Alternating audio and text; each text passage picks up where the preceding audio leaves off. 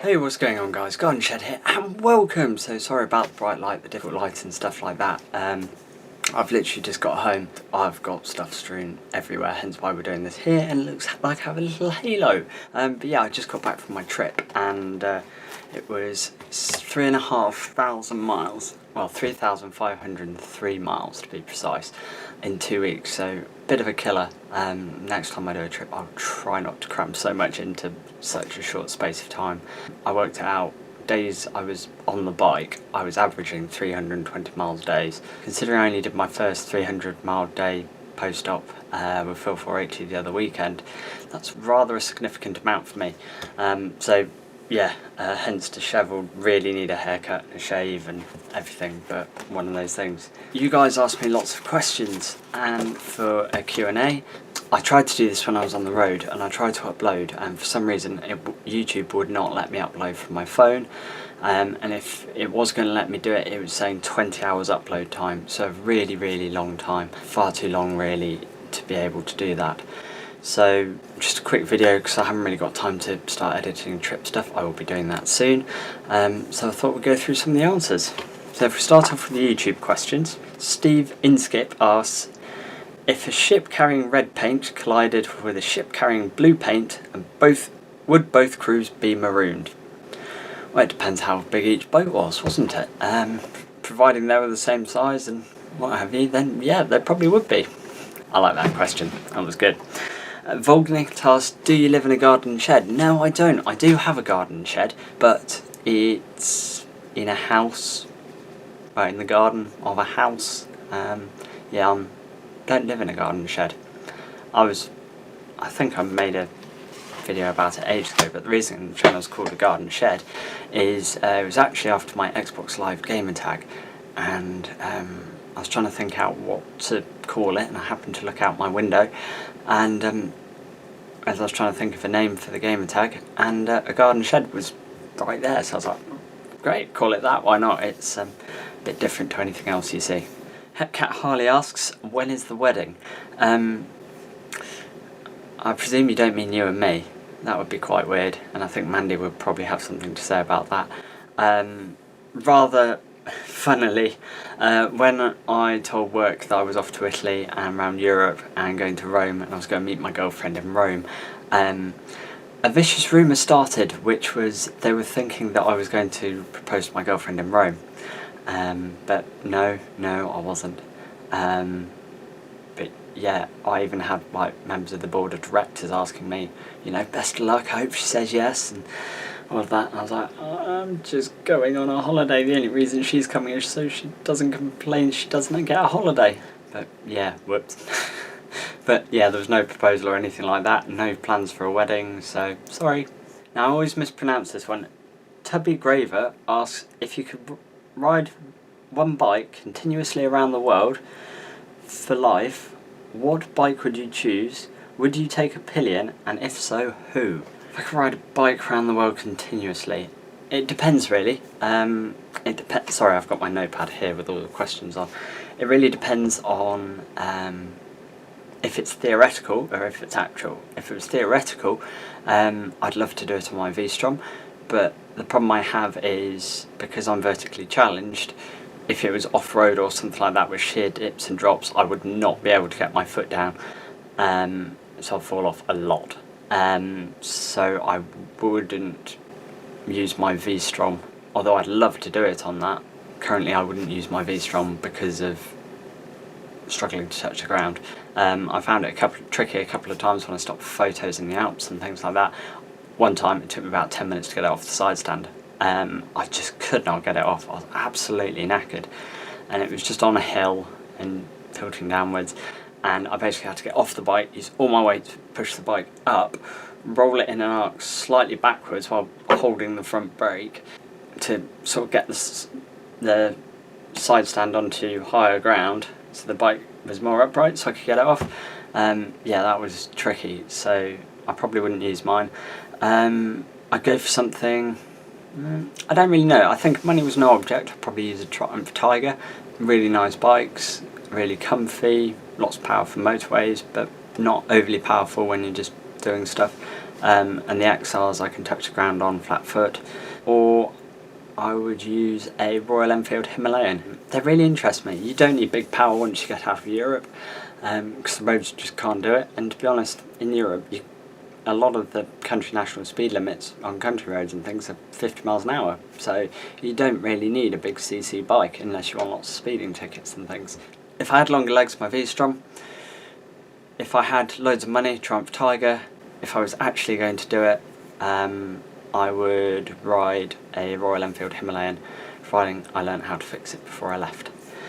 Because they're low seats, really lightweight, great off-road, and there's a couple of people riding them around the world, and I don't think they're breaking down too much, which is interesting. Would I take a pillion? No, I wouldn't. I like travelling by myself. I like doing what I want when I want. It's a little bit selfish.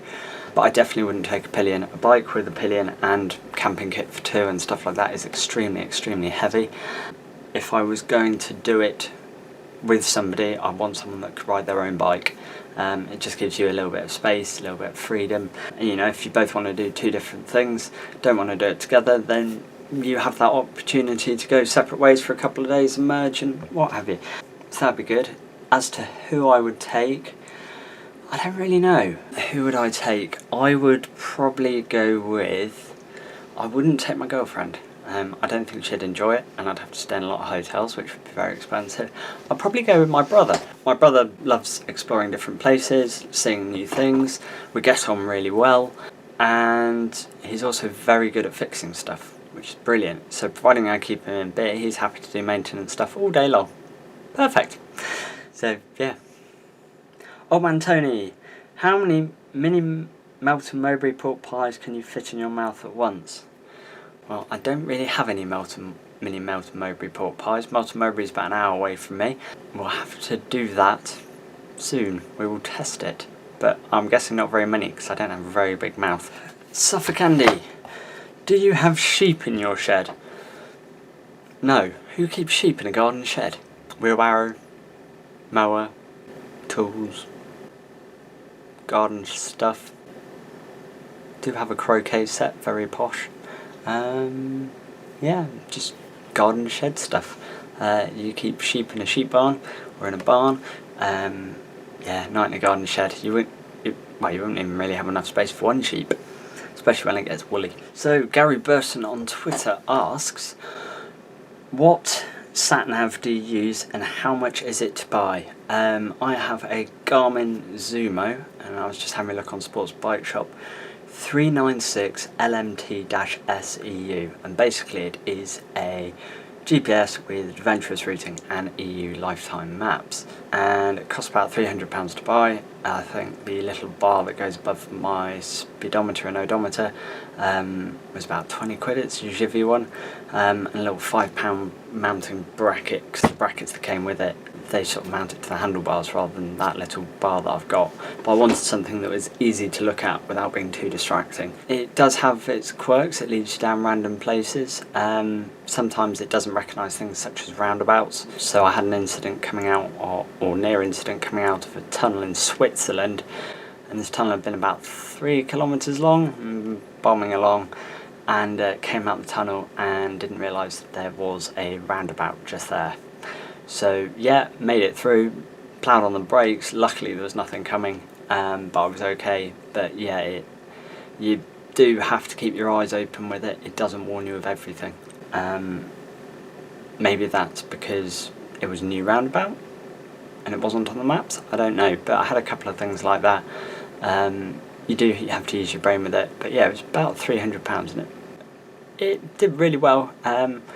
Address wise and things like that, finding campsites and all sorts, never led me astray, never took me to the wrong place. It was really, really good, and generally I'd stop and wherever it was literally left, right, 5, maybe 10 metres out.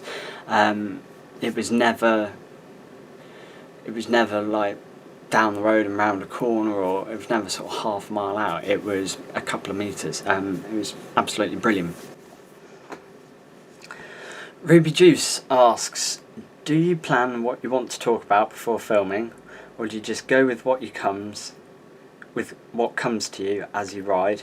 Little from column A, little from column B. Most of the time I make things up on the spot. Things tend to pop into my mind. I have a very random mind, and I'll see something that'll remind me of something, which will remind me of something else, and yeah, so it means that I find it quite easy to talk about stuff, but I do ramble quite a bit. So there's a lot of editing that goes in. Some vlogs, like the why motorcycles are in decline, things like that, they were planned. I had a rough idea of what I wanted to say, but it wasn't like a full script. It was just a couple of bullet points that I wanted to mention throughout the video. But most of the time I literally just stick the camera on, go for a ride and say whatever pops into my head. I tend to make a little note on my phone if I think of something randomly throughout the day at work or whatever, if there's something that I want to say. Do I still play Farming Simulator? Yes, I haven't played it. For those of you that don't know, I used to have a gaming channel and I used to play a lot of Farming Simulator videos. I used to do them weekly. Yes, I do still play a lot of Farming Simulator. I haven't played it for a couple of months actually. I tend to go through phases of different games. I'll play one really in depth. Yeah, I've put I think about 1,000 hours into Farming Simulator 2019. I quite like playing it as I'm doing something, so I'll be watching like a series on Netflix or Sky or something on my iPad, and I'll be playing Farming Simulator at the same time, which is why the hours are just crazy. It's just something to do, and I like having something in the background. But yeah, I haven't played it for a couple of months. Hippo Drones has asked a few questions. TT Europe or Route 66? Clear winner. I'll go through that in a minute. Route 66 is a road across America. From what I hear, it's not actually that great in itself. It's the different bits off of Route 66 that make it a little bit better. People mostly do it because it's Route 66, so it doesn't really interest me. The USA as a country, that really interests me. I'd love to go and visit that. There's so much variety and things like that. TT, I really want to go see the TT. Absolutely incredible. I always watch it on TV. Or Europe. I'll probably choose Europe. The reason is the TT, the Isle of Man is brilliant. It really depends on trip length. The Isle of Man is absolutely brilliant. Route 66 is sort of Route 66 and a couple of offshoots. But Europe, you've got so much. You've got history, you've got nature, you've got castles, you've got mountains, you've got deserts, you've got... Maybe you haven't got deserts. But you have so much variety in Europe. And then when you're in Europe, you can go and see some motor racing or something like that, or ride along a straight road or whatever. Food, huge variations in the type of food and things like that. I would choose Europe hands down every time, but I do really want to go to the TT, and I'm hoping to do that in the next couple of years. But yeah, we'll just see. Also from Hippo Drones, if you were being chased by the police on your bike, how would you escape? I wouldn't be chased because I'm a very good boy. These questions are if you were. If I was being chased by the police, I would head into a gypsy camp, because they will not go there. There's so much crime that happens around me, and there's 4 gypsy camps in the local town near me, and there's so much nick stuff that goes into it, and the police literally just stop. They just don't go in there. It's more hassle than it's worth. I know Leicestershire Police Force, their police Land Rover, they nicked all the doors, bonnet, everything off of it in the middle of the night. They just don't go near gypsies. So go into a gypsy camp, be really nice to them, and they might not stab you, or actually they're quite friendly people until you annoy them. But yeah, that's what I'd do, because the police won't follow you.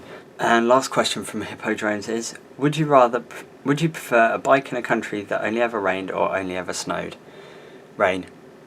I'm happy riding in rain. If I'm warm and dry, I've got waterproofs. You can do lots with rain, and that's absolutely fine. You can still go places, you can still see places. Roads don't really shut down. Snow, I refuse to ride in the snow. It's bloody lethal. Your bike gets covered in salt, then it rusts. You get cold, you get wet. It's so easy to come off. Yeah, I'd choose rain. I wouldn't choose snow. I do not ride in snow. I've done it once, and it's genuinely the coldest I've ever been. It was a very long journey, and I set off in the snow, and by the time I got there I couldn't feel my fingers, my feet, anything. That was the first time I met Phil 480. So yeah, that was a tough journey. That was a really, really tough journey. Island Biker asks, what's your favourite part of the process of vlogging, shooting or editing? I really like shooting videos. mind you, I mean, most of the time I just have a single camera, but I like capturing different stuff and saving the memories and things like that. I don't mind editing, I quite like it.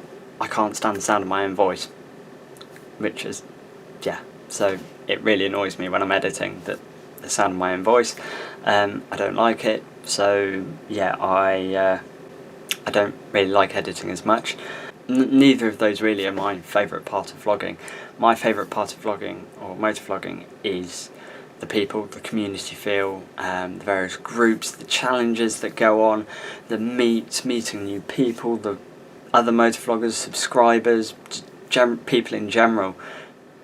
And it also gives you an excuse to go out on your bike, which, not that you really need one, but it just, if you're just going for a ride, it gives you something to do. Otherwise you just get a little bit bored with just going for a ride.